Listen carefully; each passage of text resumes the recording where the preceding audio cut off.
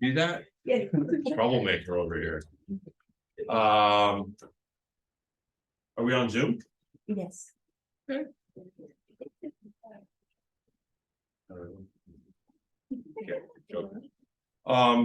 So dialogues that dominate, why did we call it dialogues that dominate? Does anyone know?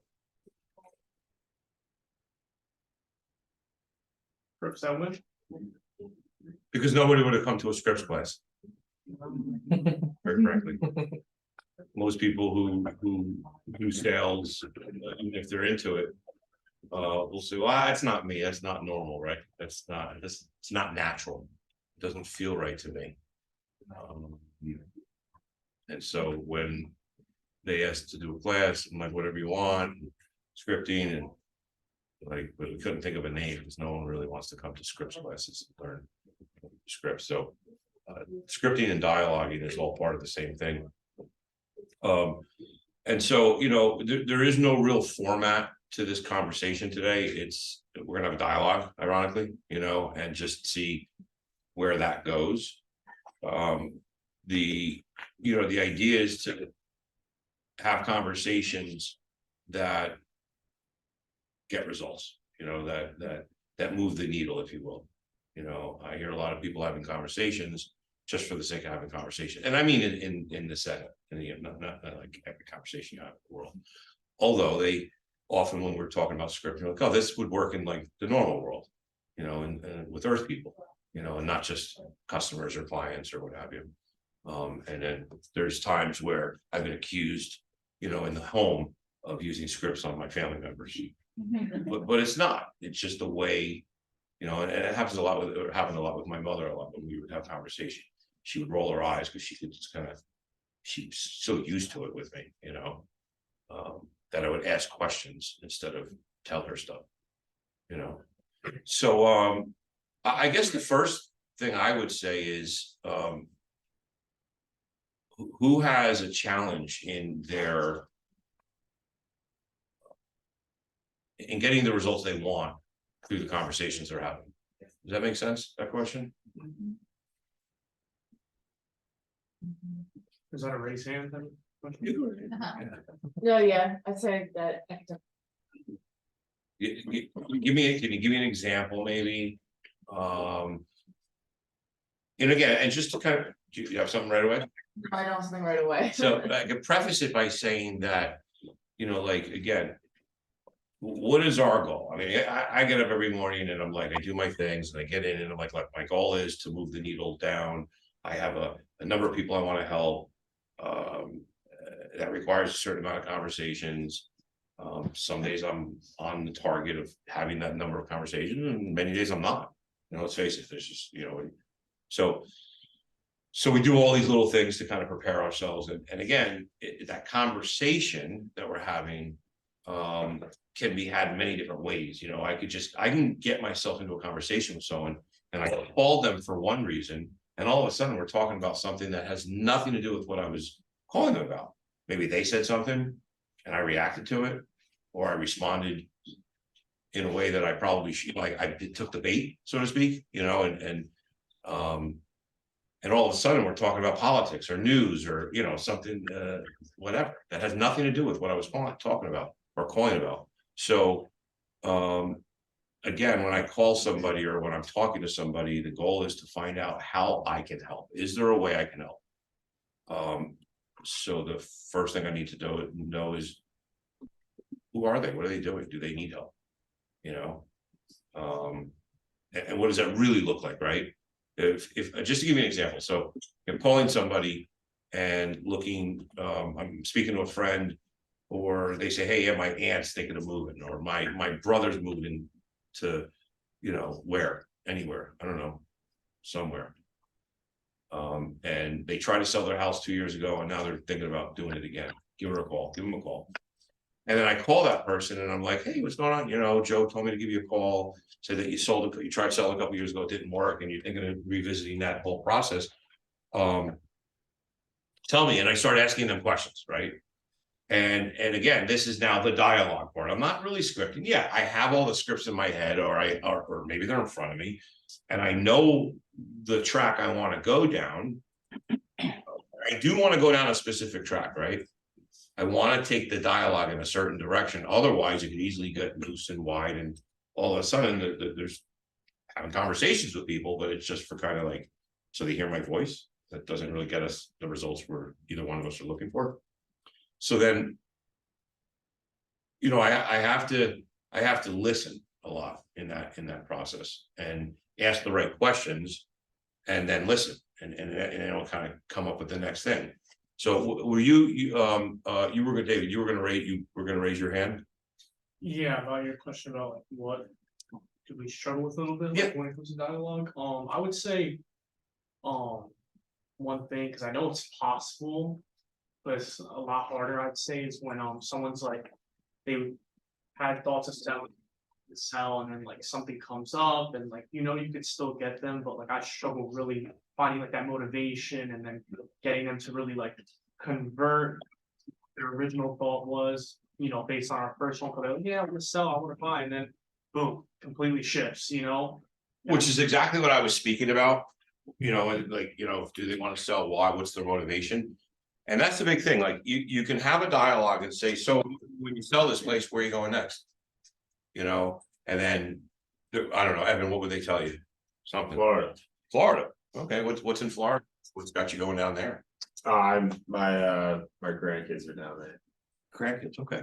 When looks like he tried to sell 2 years ago. Let's just go on that scenario for some reason, and it didn't sell. What happened? I start going down that line. I'm talking a little bit about that. Why am I asking about why the home didn't sell? It's because I want to get the knowledge. I want to, if I get information, I'll start to learn. You know, some of the questions I particularly ask is, so when you put it on, did you get a lot of activity with a lot of people? With a lot of people. And you know, I'm taking those notes, you know, they're not even mental notes, they're written. I'm taking those notes. Oh no, we had 17 people, we had only 3 people come by. I don't know how many people come by. Agent didn't give them good communicate, you know, like I'm taking these notes. I'm taking all this information, and a lot of it will tell me that the agent wasn't a good communicator, and they didn't price it right, and they didn't get a lot of showings, or maybe they did get a lot of showings, you know, and something else happened.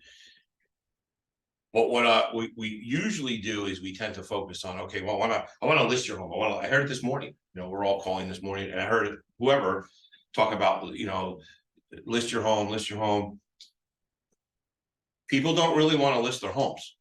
Nobody, you know, who's here sold a home in the last 10 years? No, not your own. Oh, my own. Your own personal home. Has anyone moved, sold their own personal home? Yeah. I sold my home 2 years ago. It's the first home I ever sold of my own. And it helped me realize real quickly that listing your home sucks. Like the process of selling the home is not fun. And when we talk in terms using the dialogue, the words like list, you know, let me list, or I want to list, it's so far in the beginning of the process, it's not the prize. The prize isn't to list the home. It might be our prize as an agent, right? I got a listing. Let's post on Facebook that we got a listing. Didn't get a contract yet, but I got a listing. That's the prize for us, but it's not their prize. Their prize is when they get to the grandkids. Who said the grandkids? You said the grandkids, Yeah. right?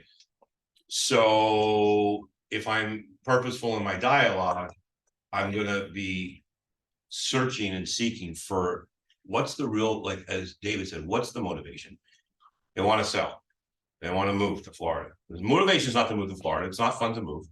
I don't know if anyone's ever moved. It's not fun packing up. It's not fun, you know, trusting movers. It's, I mean, whatever, at any level, none of it's fun. You know, it's not fun listing your house. You know, it is fun when you get the closing check and you now get to turn the page in a new chapter in your book, right? But what's the real motivation is being close to the kids. So then my dialogue would be like, why are you moving to Florida? Well, to get close to the kids. Oh, kids. How many kids do you have? Oh, we have 2. Are they close? Oh, yeah, one's in St. Petersburg, the other one's over there. They're an hour away from one another. So we're going to move somewhere in the middle. Oh, that's really nice. And who else is down there? The grandkids. How old are the grandkids? 11 and 7. Wow, great ages, you know. And how long have they been now? Oh, well, the kids went to college and they got married. They stayed down there. So, oh, so you only see them every once in a while, right? You know, like I'm bringing that up because that's a pain point, right? So I want to find out what their motivation and as early as possible. What's the true motivation, right? They want to be closer to their kids. And then what does that mean for them? Well, what's important about that? You know, you want to save your kids' money, like babysitting money? No. I mean, it's important to the parents to have something, you know, like to have like I love it when my mother was able to take care of my kids and just drop them off and like, you know, it's not the money, it's just so convenient and who do you trust more than your mom, right? To watch your kids. So that's important. And yet, that, you know, even myself, like I catch myself sometimes not drilling down in on that motivation. That's the true motivation. And then you have to bring them to what is it going to feel like when they're experiencing that? What's it going to feel like? What does that mean to you? And I'll be truthful. When I went to my first and second and third bowls, and I would hear certain stuff like, "What's important about that to you?" First time I ever heard, like, "What's important about that to you?" I was like turned on. Oh, that's like personal. That's like corny, personal, like none of your business. You know, like I don't even know you. I'm not going to get personal with you. Tell me what's important about being close to my parents. You know, but when you do it regularly, it becomes a natural question you ask, and you don't have any problems about asking it. And if you're really out there saying, you know what, I want to go find people to help today. So if I'm gonna find people to help, then I have to be able to ask those questions that might be a little weird, and I have to be okay with that, right? Going off a little bit and being direct when many people aren't direct, right? So who challenges? I'm just trying to uncover a couple challenges. Maybe we can use that as a you had mentioned it. Do you just think of anything while I was What you said, that was a good one. That's one that I've come across. the motivation? That, yeah. Anything else? I would say really like building rapport. I struggle really establishing a connection with these people and having them speak to me, you know? And just to clarify, Brian's calling people he doesn't know, right? Is anyone else calling people you don't know, or are you just talking to centers of influence? So a couple people, handful, small handful. Give me an idea of who you're calling. Are you circle prospecting to completely cold, just neighborhoods? Are you doing expireds, FSBOs? Who are you calling? Calling around new listing. Good. Okay, so not yours per se? Yeah, Okay, yeah. cool. That's what Brian was doing this morning. Yeah. Yeah. Who else? What else are you calling? Same thing, circle prospecting, if there's like a listing, just letting them know there's a house on the hood. Okay. I think I just struggle trying to catch their attention. And- So what does that look like? We're gonna role play it right now. We're gonna role play it. You're gonna be the seller, the agent, rather, and I'm gonna be the homeowner who's around the listing. And when we start to do that, just my cue is I'm gonna hear ring, ring, ring, and then I'm gonna say hello. So you tell me, you take me through that and show me what you do there. Ring, no, you say ring, you're dialing with me. Whenever you're ready. Okay, so I say ring, ring, ring. Yeah. Ring, ring, ring. Hello, Hi, is this Eric? this is Eric. Who's this? Hi, Eric, this is Pooja Singh. I'm a realtor with Keller Williams Prosperity. How are you doing today? Oh, I'm not interested in selling. No. Thank you. Click. Sorry. Just want to get that out of the way. That's usually my day. Yeah, and so that's normal, right? And so Brian, let me hear you do the same thing because you know the same script. Ring ring. Hello. Hey Eric, this is Brian calling from Keller Williams Realty. Yeah, hey, how you doing, Mark? No, I'm just The almighty coach there. Sorry, that was my kid in the background. He wanted Cheerios. Go ahead, start over. Who are you? Hi. You an agent? Yes, I'm not listening. What do you want? my name is Brian. I'm with Keller Williams. I'm just calling I'm out not- in the neighborhood because we just listed 123 Apple Street, and I was just wondering, who do you know who'd like to move into the area? Nobody. All right, thank you for thinking about that. And when do you plan on moving? 5 years from now. 5 years. All right. What's important about 5 years? I don't know. Look, I'm getting ready to go into a Zoom, so you know, if you want to call me back, you call me back. All right. Well, Clear. today, Quick. I don't want to use. I'll give him a little same treatment I gave you. But, so again, so, you know, like, here's the thing. I'm calling a neighborhood. And it would behoove you to kind of get your footing before you do anything, right? Like we talk about building our bunker, putting our scripts in front of us, just in case, you know, after 16, 17 years of calling at a fairly decent level, I still have scripts in front of my, you know, just to put them up there. In my home too, if I happen to catch myself home and I'm gonna make some calls, there's a couple basic scripts that I use that are there. So, but I'm also saying, okay, what's my purpose? I'm just gonna find people who are looking to sell in the near future. And the information I'm bringing, you gotta pick a property, right? You're coin around other property. That's usually the hook. The hook is that their neighbor's home. So you gotta say those words as quickly as possible, as far as I'm concerned. So, hey, Brian, it's Eric Melnick of Keller Williams. Hey, real quick, calling all the neighbors. Did I just say that you gotta say the neighbor's house? You gotta say the word neighbor. Like, you gotta say the other people, the neighbors quickly, so that they're hooked. What am I missing? I don't know. You know, hey, I'm calling all the neighbors. Maybe you can help real quick. We just listed 123 Apple Street. We just listed say it again, your neighbor's house, even if it's 2 blocks away. Even if it's like, you know, like I live in this 5-block subdivision, and that's a 5-block subdivision across the double yellow line on the other side of the medium highway. And still calling it a neighbor's house because it's still in the area. And I'm saying to them, you know, hey, I'm calling all the neighbors. Maybe you can help. You can help as well. Like everyone kind of doesn't want to be the only one left out. So that's why we say that. We just listed your neighbor's house over at 123 Apple Street. It's a 3-bed, 2-bath, this, that, and the other thing. People are usually curious what their neighbors' homes, especially if they haven't heard about it yet, because their value of their neighbor's home will impact the value of their home, right? So they're kind of, if for nothing else, they're okay with that. And then what you're going to do is you're going to just ask the question, right? Who do you know that might be thinking of making a move? Well, what do you mean? So again, put it into context. Am I looking for buyers or am I looking for sellers? I don't think it matters. I'm always looking for sellers, right? And so the reason we talk about buyers, it's just something to say, quite frankly, as far as I'm concerned. And we have a lot of buyers looking to move in the neighborhood, not enough properties for sale. And we know that when one home goes on the market, usually 2 or 3 pop up. So I'm trying to find, have you been thinking about making a move? I don't really mention the buyers that much. That's not my goal, is not to, oh yeah, actually my sister wants to move to town. Okay, I'll take that and we'll see, but chances are they're not going to buy the house. But one of the things that we do with that is to connect them to the rest of the neighborhood right away. If you can get that out in your first sentence, you stand a better chance of making sure that they stay on the phone with you. Who else has another example? Oh, well, I'm calling up people who come to the open house, and most of them come with agents already, so it's kind of difficult.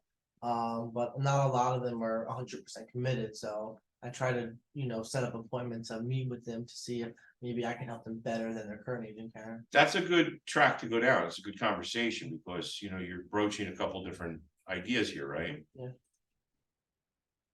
If you were working with an agent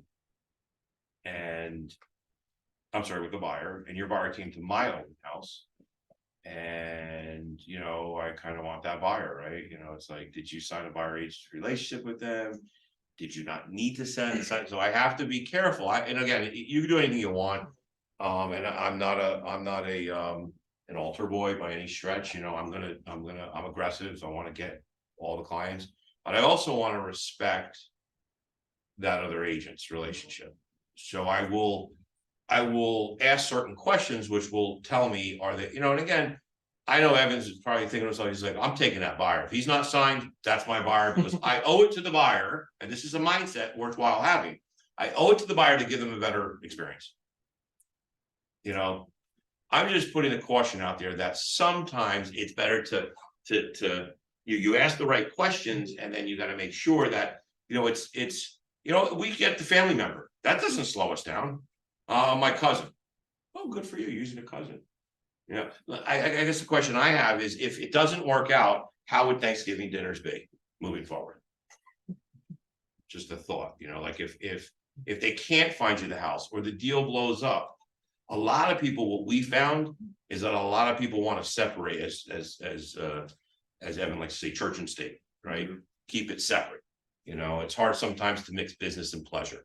So the question is, would you be opposed to hearing a different plan from a different agent that could get you different results? Now, why do I say, would you be opposed? Why do I say that versus, may I show you something? I could say, I could use the dialogue track that, that's great, Brian, that you have a cousin in the business. And, it's not always a good thing to do business with family members. And maybe you could potentially talk to me and I could show you how I can help you. I've been doing, I'm on a team and all this, like, I'm just like throwing up all over that, right? Cause it's less threatening and it's a question form. So you're asking them in a question form and it's instead of saying like, would you be offended? We've learned that would you be opposed is a little bit less threatening. People are defaulted to say no. Who went to the mall last? Who went to the mall recently? What did you get? Shoes. Why is it always shoes? David, didn't I just use that example, shoes? Yeah. Right? So you went to the mall and what made you think of going to the mall? Like, why did you need shoes? I mean, I really like. You just like to buy shoes every week? You didn't really need them, you just want another pair? Cool. And how far do you live from the mall? Like 20 minutes. 20 minutes, it's not around the corner. You went to the mall, what time of the day did you go to the mall? Like 4:30. So rush hour almost. Was it packed or was it not packed?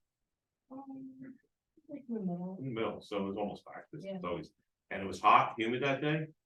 Was it raining? No, Yeah, it was like hot. hot and humid. Mhm. So you made a 20-minute trek, the pilgrimage to the mall. Mhm. You look for parking, probably to get something right close by. You walk in the humidity and the heat. You went to one of the stores. I won't out you to see what store you went to. And when you walked in the store, was there a professional there? Was there someone who worked there? Yeah. Did they say anything to you when you walked in? No. They didn't say, hey, welcome to Bloomingdale's. Can I help you? A lot of times they do, right? And what happens when we go through all that process, we get to the store and then they walk in and you're like, hey, welcome to Bloomingdale's, can I help you? What do you say? No, No. I'm just looking. just like. Just looking, no. No, So again, I'm not selling shoes or clothing, but if I were, I would go up to them and say, hey, welcome to Bloomingdale's. And I'd start walking away. I'd say, if you need anything, my name's Eric, I'll be over here. Just let me know if you need anything. And I'd walk away. Probably before I get over there, they'd, Eric, come here real quick. I've done it. We're naturally defaulted to say no. No. So if you ask a question that requires them to say yes, you might find it a little bit challenging. That's the whole dialogue track, right? So what you could do instead is you could use the word, would you be opposed? And then they'll say no, because they're naturally inclined to say no. You're going to ask them the question, which is going to get you to get the no, which is really a yes, because a double no is a yes, right? Would you be offended is the same thing. No, I wouldn't be offended. They're trying to let you down off easy. No, I wouldn't be offended if you did that. Thank God, I don't want to offend you. And then they're basically saying yes. No, I wouldn't be offended means yes, I would let you do what you want to do.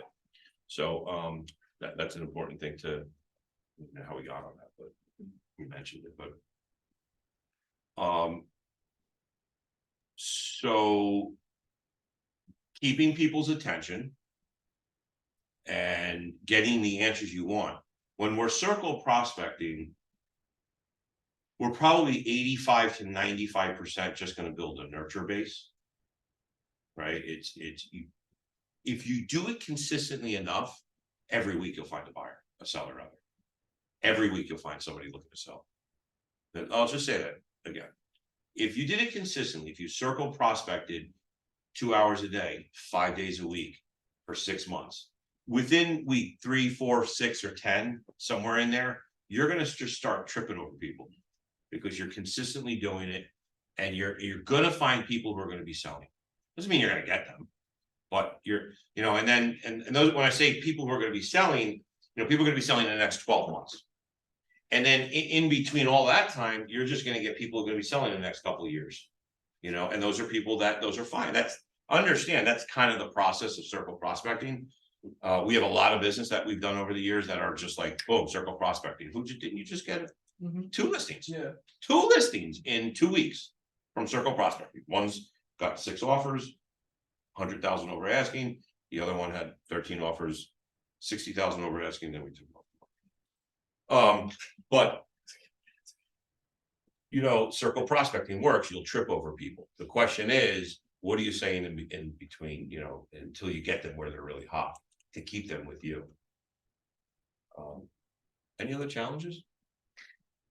I would say that's one of my challenges, is the in between, the follow-up, making sure that I cultivate it to the point where it turns into something.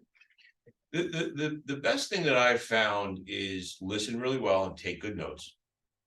Cause I can't tell you, and Evan and I are kind of cut from the same cloth in that, like, I go back to a listing later, I'm like, and I don't think he does this anymore, I'm talking to him a lot about this, but like, it's like, oh, what did that guy say to me? I don't remember what he said to me, and like, but isn't it cool if like you remember their kids' names and you know the kid went to college and take these micro notes such that when you get back on the phone with them, I did it today. Or yesterday, one of the last 24 hours, I spoke to someone I spoke to a while back, and their kid, I can't remember the name, but I brought up their name of their kid. I'm trying to remember what it was, and they were doing something with their kid. I just remember, and I saw the name, and I'm like, oh, I remember what I can't remember right now, but I was on the phone and I was able to bring that up, and it was Josh who blah blah blah, and he's like, yeah, instant connection when you can, bond with someone about their kids. Or remember something they told you 3 months ago. Evan does it a lot now, I hear. I hear that a lot because he's taking notes. So the key is not so much in dialogue is to keep really good notes. So that when you get back on the phone with them, it's easy to kind of build that connection again. If you're just the agent and you say, hey, it's Eric Melnikoff, I'm just following up. We spoke 3 months ago. I'm just following up. They're like, with what? Like, what do you like? I don't remember you 3 months ago. I have my life. I'm doing what I'm doing. And so what does that mean to me? Whereas I saw a guy, he's teaching a course and I like it. I stole this. When you can't get, so anyone can follow up with people, can't get them on the phone. You had a decent conversation. And then you can't get them on the phone. Yeah. So what do we normally say? What's a voicemail you might leave someone, Evan? Well, you want me to give them like I want to give them whatever comes to you. from the messenger thing you sent me, or like the generic? Send me what you normally would do. Without. Okay, I mean, I say like, hey, this is Evan, Keller Williams Realty. Something came up this morning about your property, might be a game changer for you. Give me a call back on my cell. And I get like an 85% call back. It's a good hook. That's a good hook. Something came up about your property, something came about up in town that might affect the Might be a property game value. changer for you, Yeah, or might be I a wanna game get your opinion on it. Give me a call back. That's a good one. I called you back. What came up? What's up?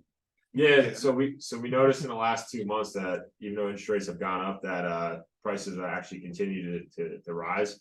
So my question to you is, when do you plan on selling, or where would you go next? And Right. Get into it. unless they're a buyer, of course, I'd take it down a different route, and I would say, if I could find you your next dream property and have a comfortable monthly payment, would you still really be waiting to buy, or would you buy now? A lot of people, when they make these callbacks, they're saying, hey, Mark, it's Eric. I've tried to get you. I can't get you on the phone. Give me a call back. I really want to follow up to see, you mentioned last time that you're going to do this, and I want to see if I can probably help you with that. And it's kind of like, desperate might be a little aggressive word to use, but I'm grasping. I'm not really, I'm just like a typical salesperson, Whereas if I call back and do the Evan thing, it's like, what's the difference? Hey, Mark, it's Eric Melnikoff. We spoke a couple months ago. Look, reached out to you, couldn't get you. Something just came up in your neighborhood that might be a major game changer for your property. Give me a call. 201. Hang on. I'm not looking to follow up. I'm not hoping that I can help you. I'm like more direct. I got my mission. You're just one of the people, if you're lucky enough to connect with me, it's almost like that tone of voice, like, I've got something you need, call me. The other way to do that is to say, hey, Mark, it's Eric, Keller Williams. Hey, look, we spoke 3 months ago. I tried you a few times. Can't seem to get you on the phone. Where do we go from here? Give me a call. Simple. That's totally, I got that. There's some guy advertising how to talk to people, how to you saw that guy? Yeah, on Instagram. Love it. I literally just my feed is like 70 straight videos of just that guy Yeah. over and over. Love it though. I love it. It's true. It works. You don't want to sound desperate. You want to sound like this is just a matter of business to me. I'm here to help people. Something major just came up in your neighborhood. You give me a call back. Put it on them to want to call you. You know, and that's part of a dialogue or a script. You know.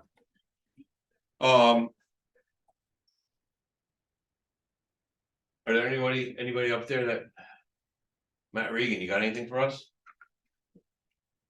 Matt's What do you want from me? gold, real estate gold. What's the question game?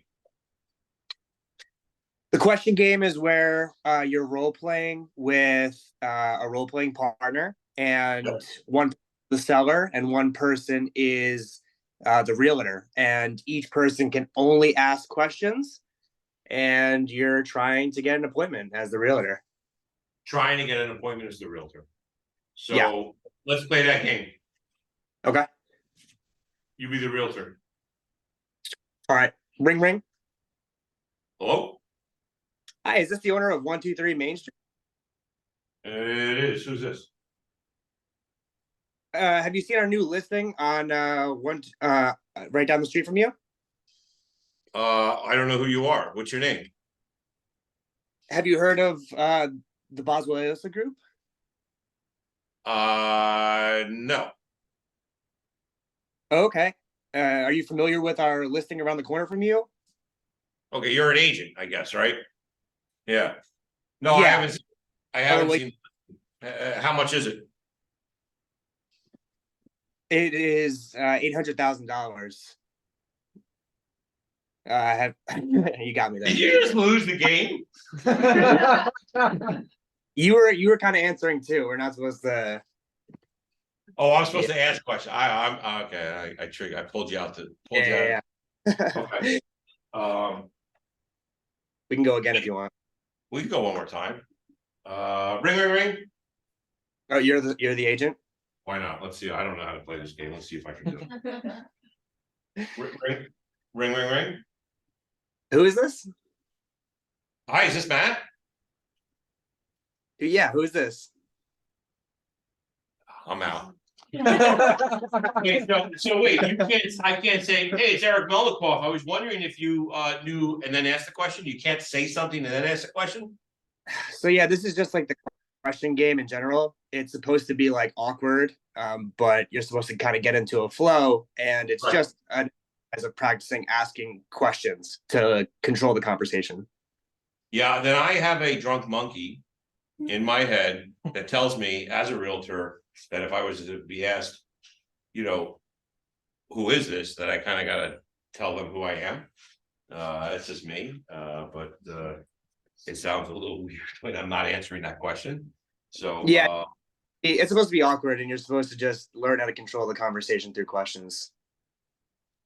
do you have a challenge that you could share with the group that you've come across that maybe has been a thing that you said, I wish I just had a better track, a dialogue track for this? Yeah, I would say a majority of my calls to sellers are just kind of like, where would we go? What would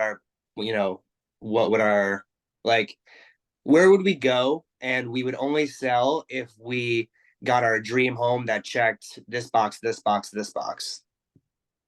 Yeah, so. What's, again, it's always the same thing. Why are you moving, right? Why are you moving? What's important about that? And how, or can I help? Or how can I help? You know, those three basic questions, and if I don't sound so eager and or possibly desperate to get them to answer those questions, I'm just exploring the conversation, right? We'd like to sell, but we don't know where we're gonna go. Yeah, I hear that a lot. I hear that a lot. In fact, most of my clients have felt the same way you feel. Can I share with you what we found? That's what Evan calls the feel, felt, found. You know, I get it. Most of my clients have felt the same way you feel, felt, found. I understand how you feel. Most of my clients have felt the same way you do. Can I share with you what we found? What's that?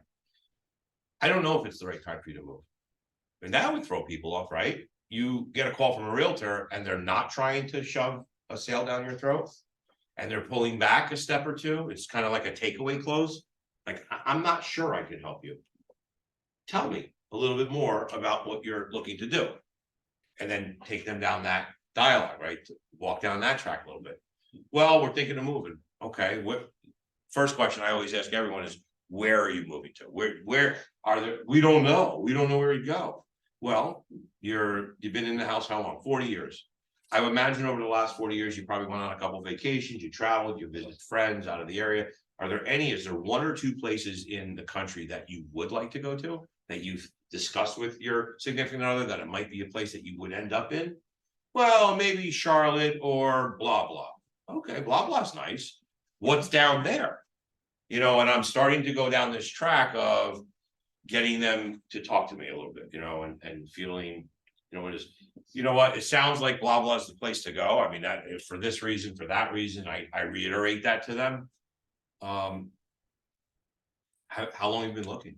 Well, we started looking last summer, and then things like what daughter got married, and we put it off. We couldn't find anything, whatever. And then it's like, you know, and then so are you, you know, again, am I working with someone there? Are you already working with someone there? Is there someone that I can help you connect with? You know, even if you're not part of a team, right? I would venture to say that, you know, you could say that I have people in my team that operate in that market. When you say the team, you're obviously using a loose, you know, Keller Williams people, you know, who would do a referral program with you, and you guys can kind of team up and help that person.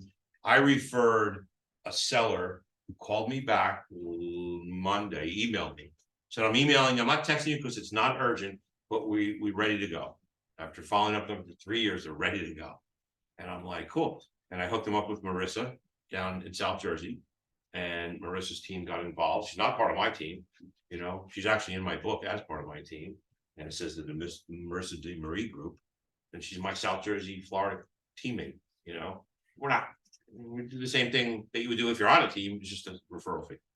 So we hooked them up, boom. Marissa calls me yesterday, says, hey, she's finding stuff. She needs a CMA now. She's ready. And I left a voicemail, and then she calls me back or email. So we're in communication, but it's a process that, you know, I left it up to them. I wasn't trying to jam it down her throat. And I kind of did you know, I don't know if it's the right time to list. Is the market the hottest it's ever been in my 20 years? Absolutely. Maybe you might want to wait. Now they're thinking, no, I don't want to wait. So if I try to get them to, you know, and I hear Evan do it a lot, and that, you know, I think it's a harder battle than if you were to pull back a little bit. I think if you're moving forward, it's almost like that Bruce Lee. I said something. I used the Bruce Lee reference. Was it yesterday I used it to you? Yeah. I don't know where Bruce Lee used to use, like, if someone went to punch him, he would use the momentum of that punch to throw the person off. And that's kind of how I think you could call it a rope-a-dope, you know, in boxing, they call that rope-a-dope or whatever, but it's like you are actually taking it away. I'm not sure if I can help. We do that when I'm following a call. You know, I really enjoyed our conversation, and it sounds like you really want to get the blah, blah to be closer to blah, blah and to do blah, blah. And you know what? I really respect the time we had on the phone, and I'm not really sure I can help you. However, I would be honored and respectful of your time if we sat down for 20 minutes to find out if there is a plan that we have that would work for you.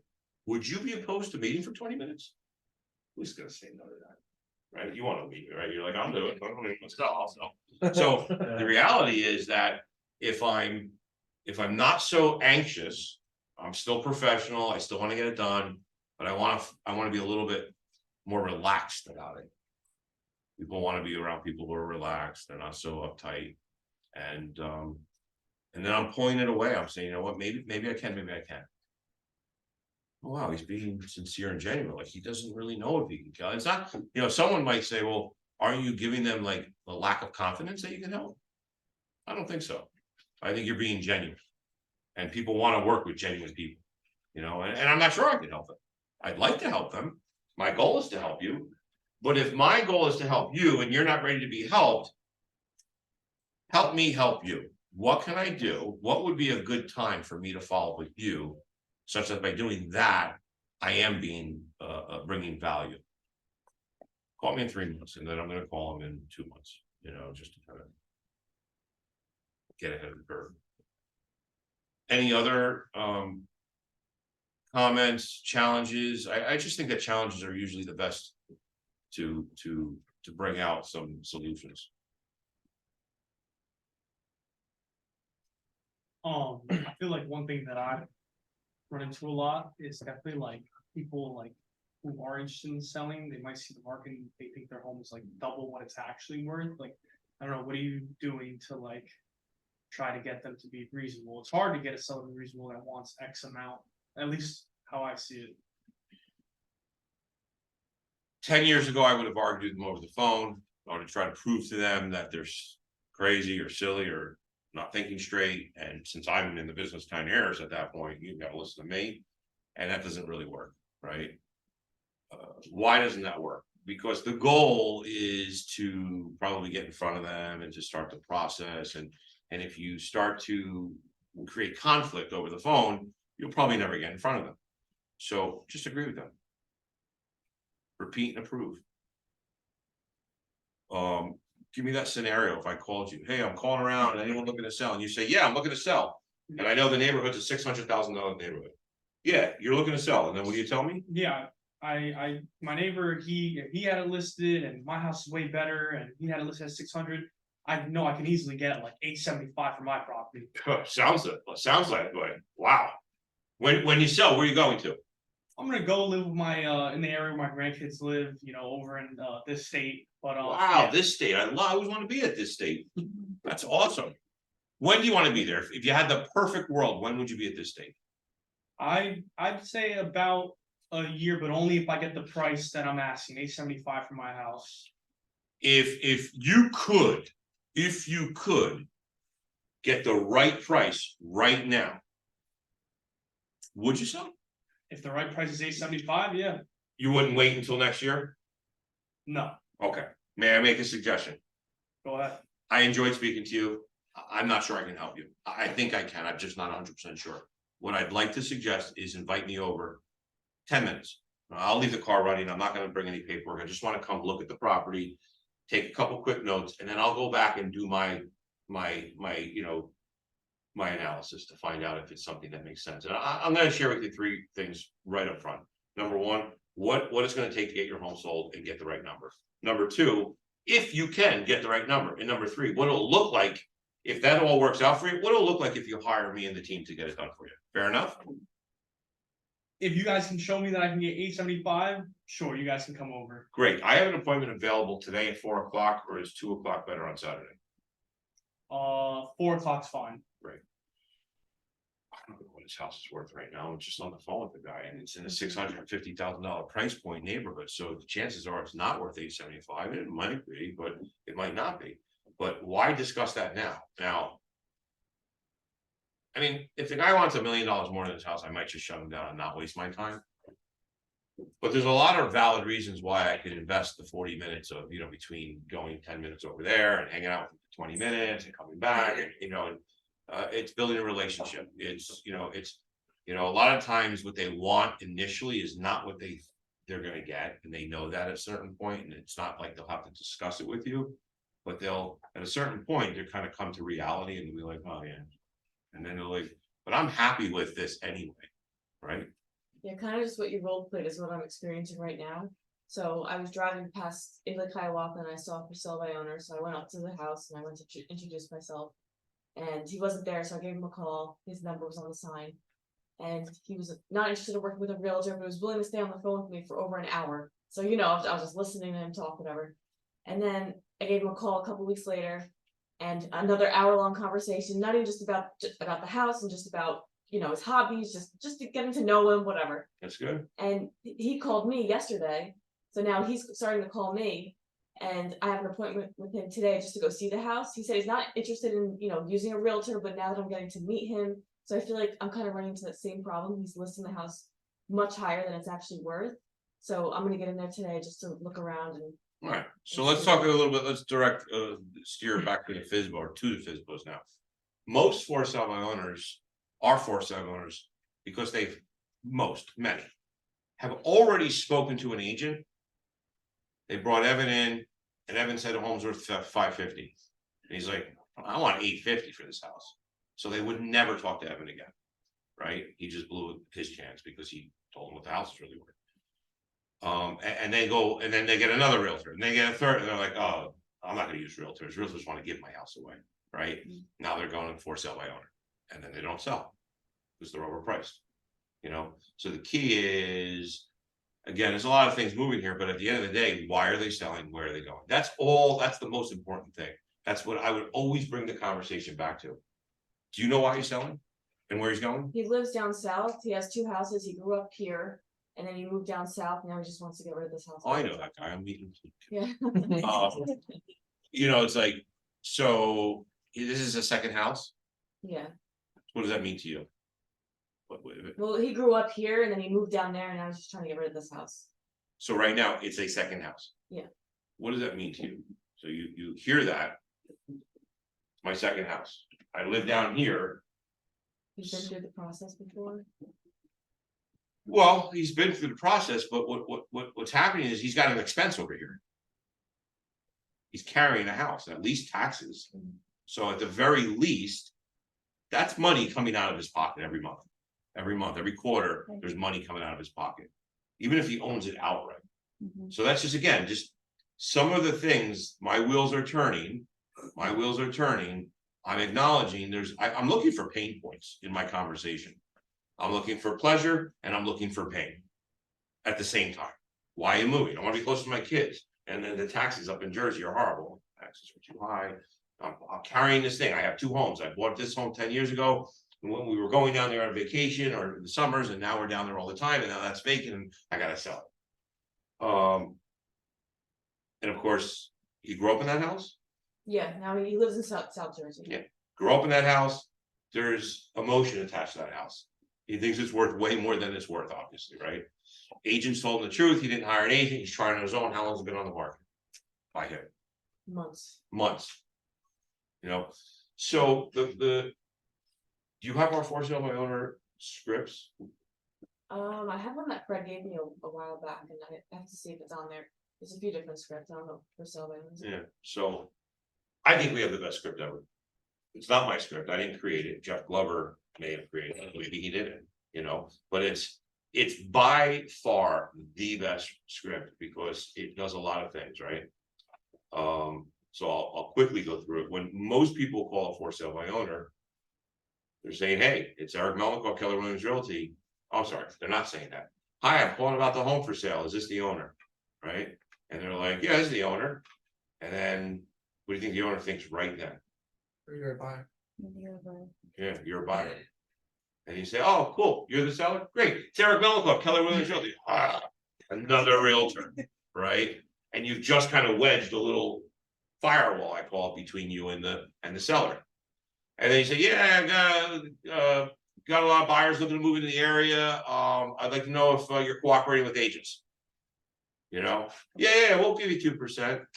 Okay, why'd you try to sell us on your own? Why don't you hire an agent? Well, I want to save the commission. If I could show you how I can get, list your home and get you more money, even by paying a commission. I mean, this is like the general track that a lot of people go down. I don't know what track you went down with them, but a lot of times it's somewhere in that realm. It's, we do things a little different where we tell them who we are up front. right off the bat, we're giving them something before, like if I say, hi, I'm calling about the home for sale, or is this the owner? I'm asking for you to give me some information. And I'm lying by omission to tell you who I am, so I tricked you into thinking I'm a buyer. Like, it does subliminally, we don't really do that on purpose, but that's really what we're doing. And if I say, hey, Brian, it's Eric Melnikoff, Keller Williams Realty. I'm calling all the for sale by owners in my neighborhood because we know that most for sale by owners, if they can't sell, actually hire an agent. So I was just curious, what are your plans if you can't sell your home? Very big if, because I want them to think that they can sell their home. I want to support them in that effort. And then they'll say, well, I don't know, we haven't gotten there yet. Okay, cool. When you sell the home, where are you going next? No, we're going down the shore. We already live down the shore. Oh, you live down the shore. Here comes some pain points.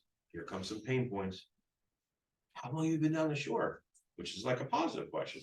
Oh, we moved down there. We had the house for 10 years. We go down there, we rent it out and then we go there a couple weeks in summer. We decide to move down there. Awesome. When did you move down? 2 years ago. Wow. So who's up in this house? Oh, it's vacant. Pain point, hopefully it's, and then I'll ask them, well, why did you decide to sell the home yourself rather than list with an agent? What's the answer you get? Don't wanna pay commission. What else?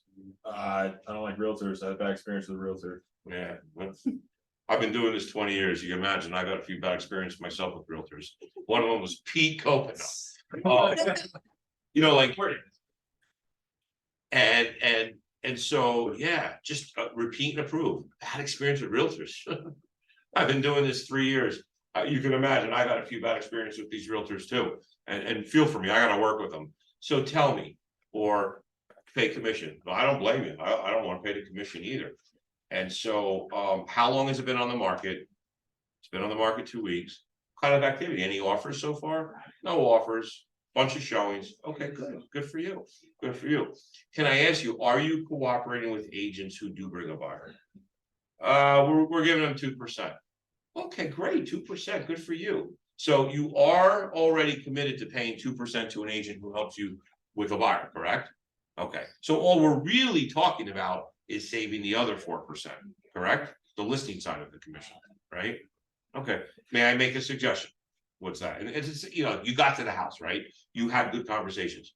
We're gonna get there in a second. So where did I leave off? May I make a suggestion? May I make a suggestion? Absolutely. I'm gonna be in the area tomorrow, and actually I have another appointment on Saturday. I'd like to stop by, or I'd like to say, invite me over for 10 minutes. I'll take a look at the property to see if it's perfect for one of my buyers. Since you're already cooperating with agents who bring a buyer, I'd be happy to bring one of my buyers if it's a fit.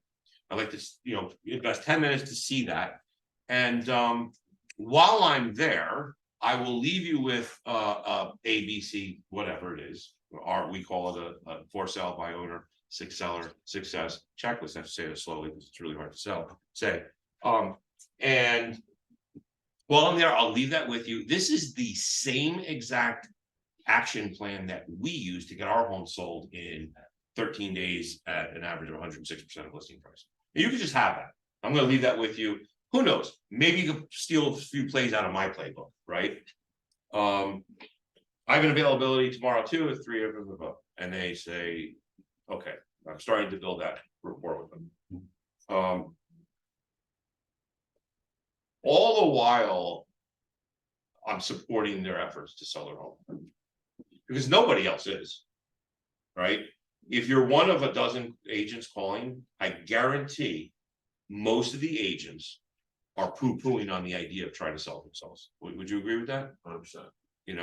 And so what I'm doing is, so 99% of the agents do not announce who they are before they ask their first question. We do. So in my world, we just went like that. 99% of the agents are kind of poo-pooing on the idea of selling yourself because what sane agent would support a seller trying to sell their home themselves? So it's natural that we're going to poo-poo on that.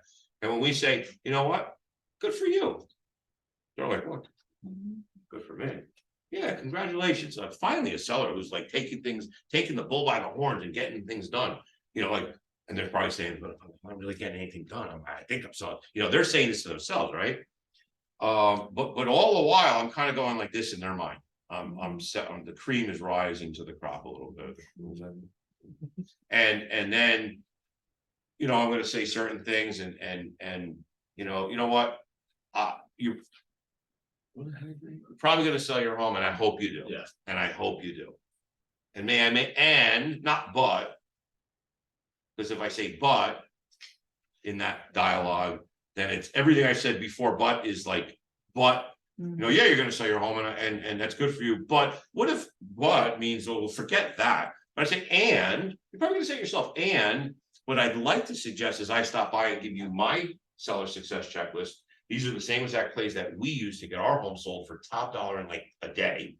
And who knows, maybe you can steal a couple plays out of our playbook just to make it that much easier, you know? And I might even say, you know, like, look, the reason I would do that is if I can give you a tool or help you sell your home without ever having to hire an agent. We know that chances are in the future, if you hear a conversation where somebody needs a realtor, what do you think you're gonna think of?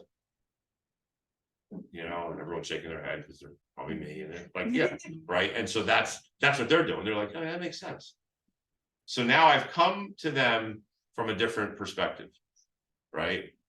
I'm not the newer or hungry, like desperate type agent who's just going to get a listing from a for sale by owner and telling them all the reasons why it's not going to be a for sale by owner. I'm supporting that. I'm approving it. You know, and that's a dialogue track that takes them off guard. They don't know what you're doing. They're confused, right? But they usually let down their guard. When they let down their guard, they exhale, it's anyone's game. You know, it's anyone's game. And the key is to keep down that track and be confident about what you're doing. You know, I'll stop by. I like Bill Boswell's. He's always working on threes. Everyone notice that when he's giving his presentations, he always works in threes. You know, this, that, and that. There's always three things that you're going to learn or that you're going to get, and it's this, that, and that.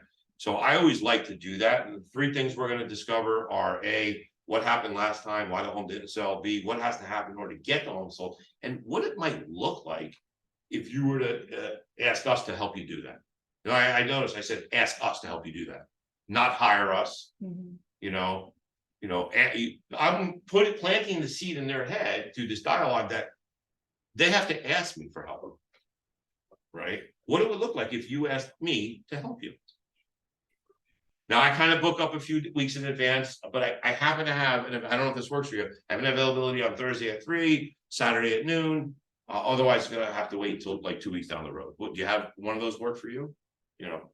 So it's more like a I don't care kind of, like I'm not trying to shove an appointment down their back. I just did that with somebody, the lady who's looking to move down the shore. She's like, I'm ready, let's go. Can we meet tomorrow? I'm like I can't meet her today because I'm booked. And then I said, then I'm booked for the night. I didn't tell her I was going. Maybe I could tell her I was going on vacation. Yeah, I told her to go on vacation. You got me the 1 week. I'm talking for 2 years, and this is the 1 week that I'm going on vacation. And she said, yeah, she did. She just emailed me back. She goes, go on vacation and enjoy yourself. We'll talk when you get back. So she's like, you know, telling me to relax. All right, so we have a minute. Anyone have a burning desire? Carlo, have a question. We have a question. Who's got the question? Carlo? Carlo, yes. Speak, Carlo. Yeah, I also used the Facebook script, Eric, the one that you gave me, and I encountered on the middle of the script, after the buyer commission, I encountered the objection about, yeah, I've interviewed agents before, and I've seen some marketing plan from different agents. So what makes it different? Then I used your script. I used your script. Yeah, I get it. I understand how you feel. I know exactly that kind of feel. In fact, many of my clients feel the same way like you do. Can I share what we found? Then I pause. Shoot, I'm thinking of the answer. The seller said, what? I'm thinking of the answer. What's make us different? Exactly. So he misdirects. That. Yeah. But I've always been taught to say, you know, that's exactly why we have to meet. That's exactly why. If they're asking you what makes you different, they're basically saying, come on, sell me. That's what they're saying. I'm still, they didn't hang up on you. Realize that. That's major. Like, people think what makes you different is an objection. Nice catch. Spider-Man. Spidey sense. So, many people are like, I'm sorry, what was the question? I just distracted myself. Something about misdirection. Right, misdirection. When you say what makes you different, What makes me different, you know, and that's exactly why we need to meet. And just go right for the point. It's a simple one. I mean, you could do the misdirection. You know. And how would that be implemented? Yeah. What makes me different? What makes me different? That's a really good question. And when you, by you asking that question, I understand exactly how you feel, that all agents are the same. In fact, many of my clients have felt the same way you feel right now. Can I share with you what we found? And there's always that little pause. It's like, I felt the same way you feel. ... Can I share with you what we found? That little pause, not too long. But that little pause gives enough time for that to resonate a little bit. Maybe people felt the way on, and they want to know, like, okay, what's the next step here? Can I share with you what we found? What's that? We need to meet. When we meet, I'm going to share with you and do the Bill Boswell 3 thing. I was fine. I don't know every time what I'm going to say when I say it. We're going to find out 3 things. Thank God it just kind of flows out. We're going to find out this, and that. And usually it ends up with what it would look like if you asked me to help you get the job done for you. Now, do you want to meet with me, or should I come over and stalk you for the next 6 months? Less talk, less mistake. Less what? Less talk, less mistakes? Less talk, less mistake. Just keep it simple. Keep it simple. All right, guys, that's it for today. A little quick hour, a little energy. Cool.